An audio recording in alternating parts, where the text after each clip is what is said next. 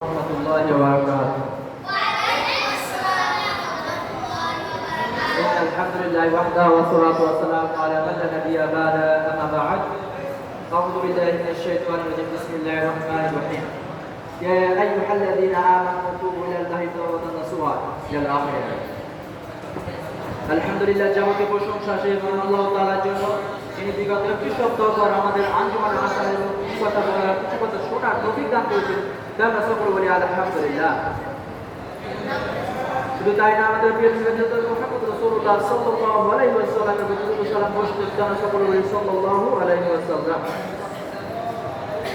আঞ্জুমান পক্ষ থেকে আমাদের বিষয় জন্য রয়েছে গুনাহ থেকে বাঁচার মুক্তির উপায়।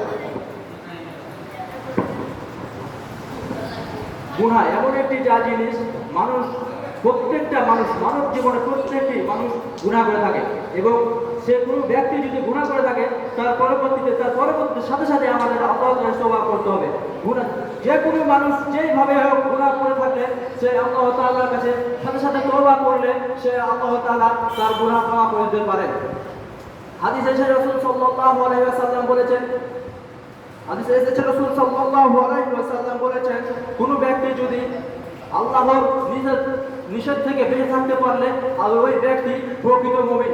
সম্মানিত উপস্থিতি, এখানে বোঝা যায়, হাদিসটি দ্বারা প্রমাণিত বোঝা যায় যে কোন ব্যক্তি যদি আল্লাহর আদেশ নির্দেশ, তার রাসূলের আদেশ নির্দেশ যে অনুযায়ী আল্লাহ তাআলা তার বান্দাদেরকে চলতে বলেছেন দুনিয়াতে, সে অনুযায়ী যদি চলতে পারে তাহলে আল্লাহ তার মানব জাতি যে মানুষজন আল্লাহ তাআলা মানুষজন সে অনুযায়ী চলতে পারে তাহলে সেই গুনাহ থেকে বেঁচে থাকতে পারবে। আল্লাহ রাব্বুল আলামিন বলেন, কোরআনে ইরশাদ করে দিয়েছেন, ইয়া আইয়ুহাল্লাযীনা আমানু তুবু ইলাল্লাহি তাওবাতান নাসুহা, হে ঈমানদারগণ তোমরা তওবা করো, সেটি হচ্ছে খাঁটি তওবা। সম্মানিত উপস্থিতি, যদি কোনো ব্যক্তি মন থেকে খাঁটি তওবা করে, দৃঢ়ভাবে খাঁটি তওবা করে, তাহলে সে আল্লাহ তাআলা সেই তওবা কবুল করে নেবেন। কোন ব্যক্তি যদি বুঝতে পারে যে হ্যাঁ আমার দ্বারা কোনো গুনাহ কাজ হয়েছে, তাহলে 2 রাকাত সালাত আদায় করার পর আল্লাহর কাছে একনিষ্ঠভাবে 2 হাত ধরে কঠোরভাবে মন থেকে তওবা করতে হবে, তাহলে আল্লাহ তাআলা আমাদের তওবা কবুল করে নেবেন। অন্য হাদিসে এসেছে, আল্লাহ রাসূল সাল্লাল্লাহু আলাইহি সাল্লাম বলেছেন, যদি আমরা এই দোয়াটি পড়ি তাহলে সুবহানাল্লাহি লা হাওলা ওয়ালা কুওয়াতা ইল্লা বিল্লাহ, এই দোয়াটি যদি পড়ি তাহলে আমাদের কোনো ভুল ভ্রান্তি হয়ে থাকে, আমাদের যদি গুনাহ হয়ে থাকে, সে আল্লাহ তাআলা আমাদের গুনাহ কবুল করে নেবেন, এবং সে পর্যায়ে আমাদের যে সব গুনাহ থাকে, অধিকার গুনাহগুলো যে পর্যায়ে সেই গুনাহগুলো আছে, ওই গুনাহগুলো আমাদের মুক্ত করে দেবেন।